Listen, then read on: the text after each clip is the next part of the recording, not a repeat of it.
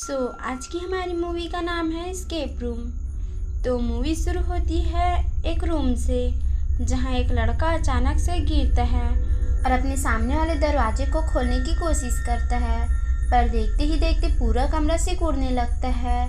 और scene shift होता है 3 दिन पहले, जहां शिकागो के इलिनॉय शहर में जोई को देखते हैं जो अपने क्लास में होती है। और वहां हमें पता चलता है कि वो बहुत शर्मीली होती है, जिसको उसके सर सलाह देते हैं कि आज से तुम्हारी छुट्टियां चालू हो रही है, तो तुम छुट्टियों में वो काम करो जिससे तुम्हें डर लगता है। अब सीन शिफ्ट होता है जेसन नाम के एक लड़के की तरफ, जो अपने क्लाइंट से बात कर रहा होता है और हमें उसकी बातों से पता चलता है कि वो काफ़ी चालाक है।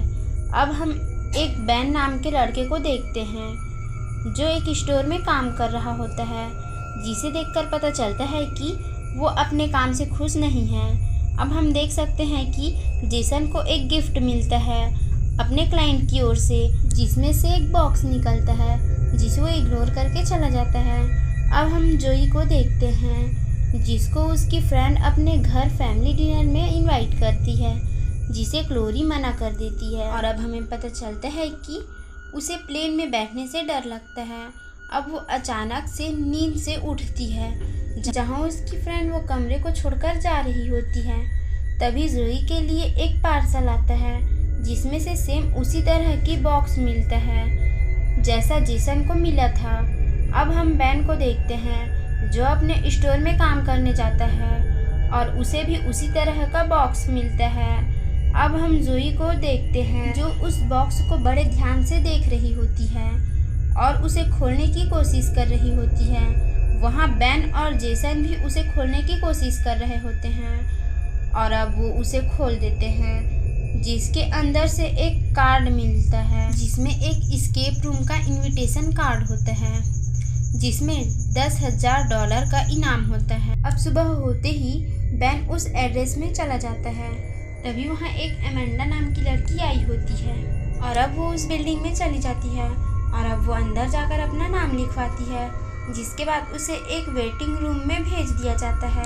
अब अमेंडा उस वेटिंग रूम में जाती है, जहां पहले से ही जोई, जेसन और माइकल नाम का एक आदमी बैठा होता है। अब अमेंडा जाकर वेटिंग रूम के स्टाफ से बात कर रही होती है, जो उसे बैठने के लिए कहती है। अब अमेंडा माइकल से मिलती है और वो सब थोड़ी बहुत बातचीत करने लगते हैं। तभी वहाँ बैन आता है और हमें पता चलता है कि वो सब अपने अपने कारण से एस्केप रूम में आए होते हैं, जहाँ जेसन, जोई और डैन नए चैलेंज के लिए आए होते हैं और बैन, माइकल और अमेंडा उससे मिलने वाले इनाम के लिए आए होते हैं।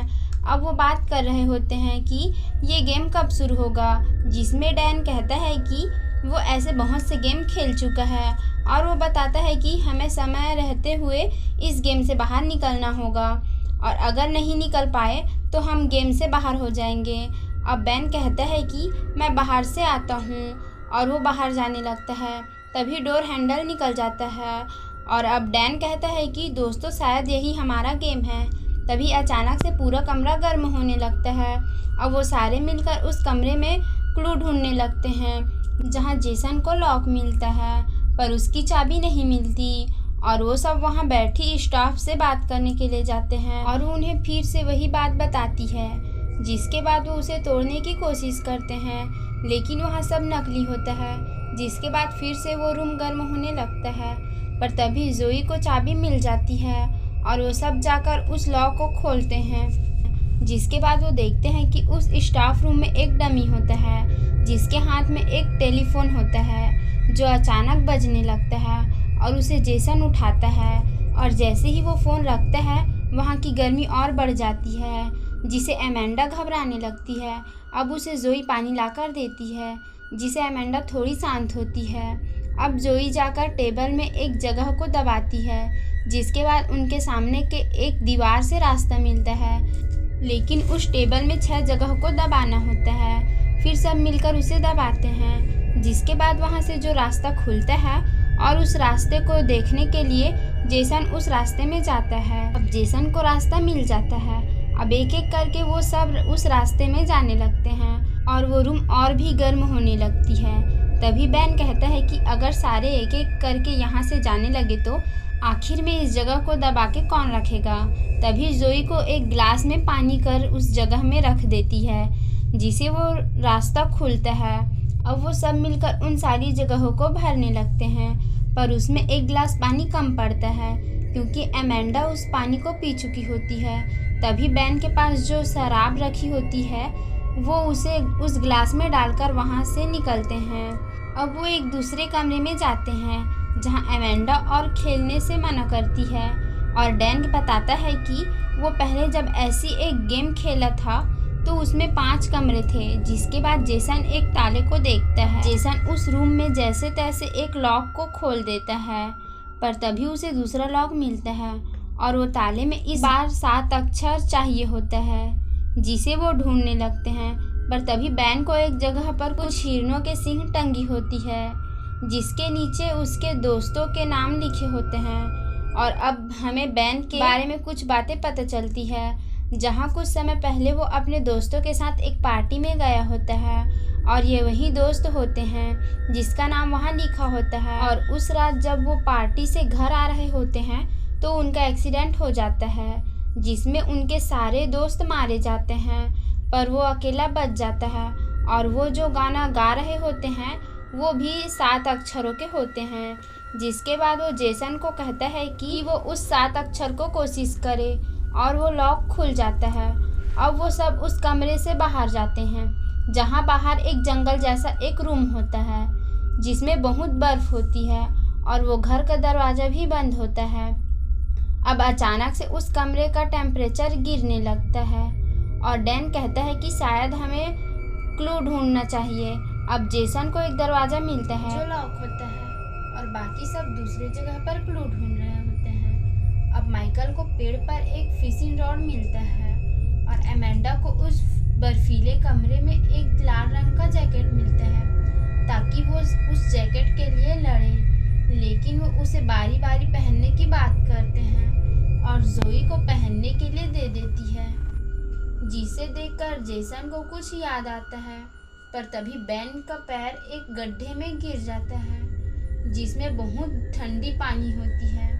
अब माइकल उस फिशिंग रॉड को लाता है, और अब जोई को उस जैकेट से एक कंपास मिलता है जो उसे एक भालू के पास ले जाता है, जिसके मुंह से जोई को एक मैग्नेट मिलता है, जिसे वो उस फिशिंग रॉड में लगाकर पानी में एक क्लू ढूंढने लगते हैं। और जेसन जोई से वो जैकेट को मांगता है, जिसके बाद उनके फिशिंग रॉड में कुछ फंसता है, जिसे वो ऊपर खींचने लगते हैं। अब उसमें से एक बर्फ का टुकड़ा निकलता है, जिसके अंदर एक चाबी होती है। अब वो बैन से उसका लाइटर मांगते हैं ताकि वो उस बर्फ को पिघला सके, जिसे बैन फेंक कर देता है, और उसे डैन लाने के लिए जाता है। पर उसके लाइटर को उठाते ही वहाँ की बर्फ टूट जाती है, जिसमें डैन पानी के अंदर जा गिरता है। अब सारे लोग उसे निकालने की कोशिश करते हैं, पर उसका दम घुटने के कारण वो डूब जाता है।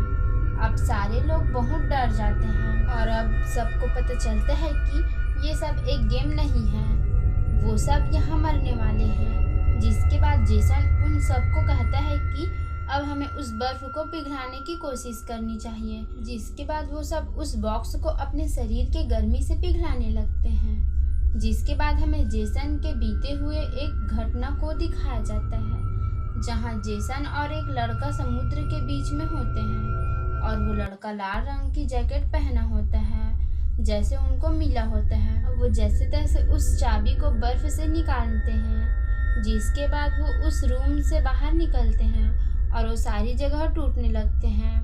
अब वो एक बार में पहुंचते हैं जहां एक टेलीफोन बजने लगता है, और वो पूरा बार उल्टा होता है। अब एमेंडा जैसे तैसे एक लॉक को ढूंढ लेती है, और जोई उस पजल को सुलझाने लगती है, और अब बार का एक फ्लोर टूटकर नीचे गिरने लगता है, और जोई उस पजल को सुलझा लेती है, और अब उन्हें उस लॉक का नंबर मिल जाता है। जिसके बाद वो उस लॉक को खोलने की कोशिश करते हैं, पर तभी वो लॉक नहीं खुलता।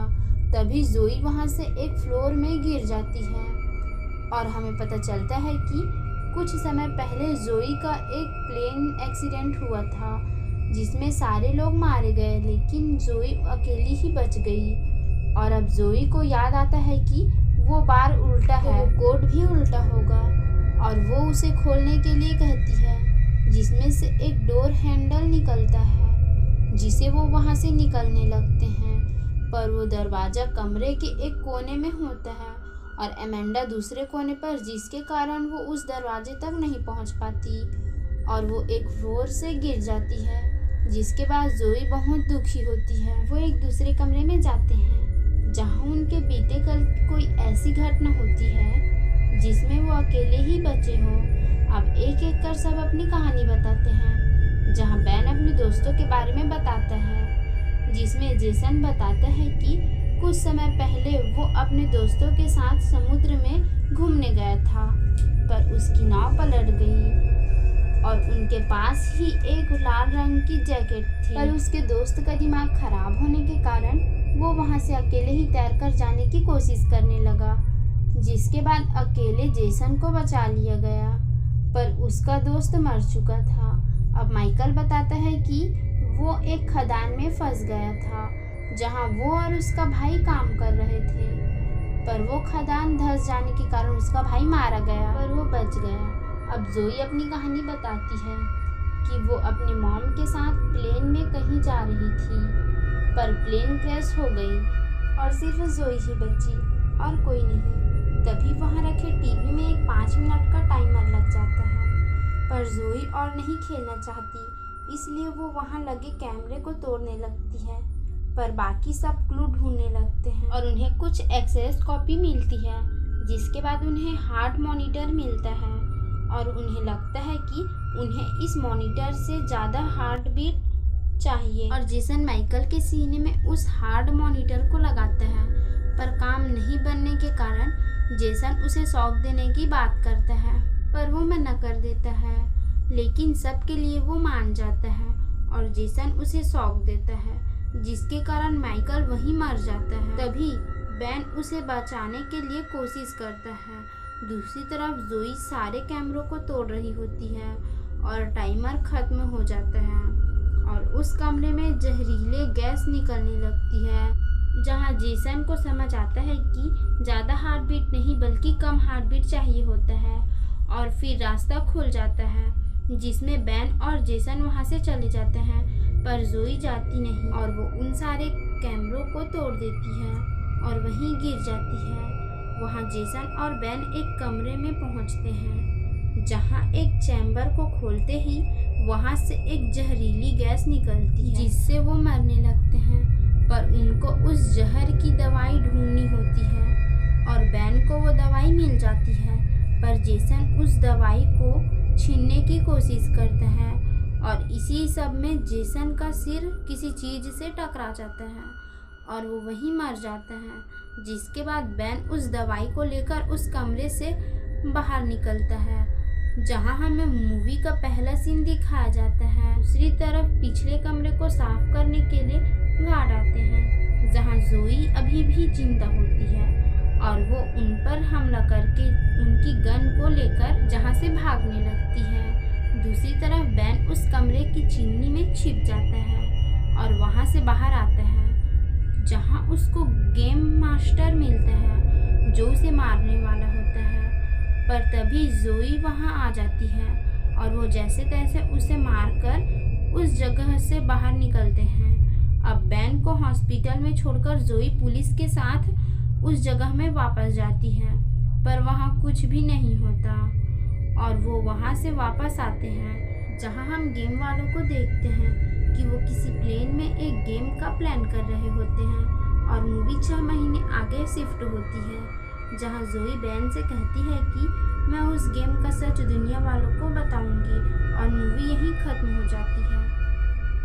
तब तक के लिए मिलते हैं किसी और वीडियो में। धन्यवाद।